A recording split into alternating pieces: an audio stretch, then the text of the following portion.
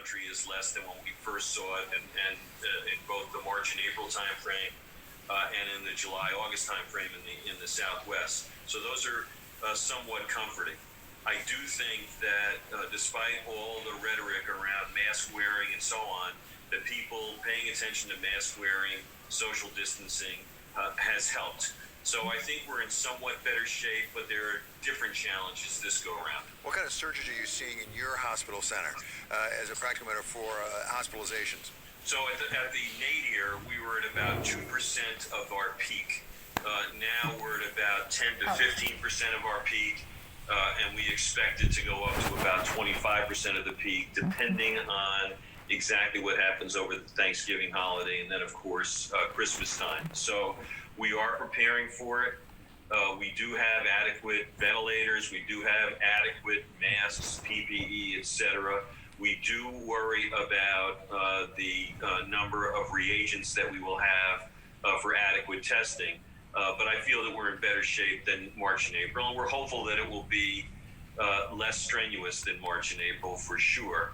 And look, we have the likelihood of the vaccines not only being approved, but starting to be distributed at the end of December and January, and then hopefully ramping up by the April-May timeframe. So you can see the goal line in sight if we can just get through the next few months. Well, okay, to follow that analogy, you see the goal line. The question is, how do we not fumble the ball in the meantime? Because there's some people who feel tired about wearing those masks you said help and social distancing. How long do we have to keep that up in your estimation before we really have effective protection from the vaccine? A few months.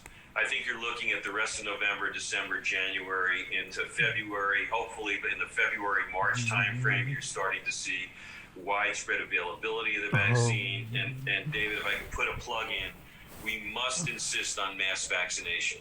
The pain that we've gone through as a country, the deaths that we've had, the effect on so many different industries and businesses, we've got to insist on mass vaccination. We've got to make sure that we educate our population about it. I tell you, I would be the first in line for either the Pfizer or the Moderna vaccine.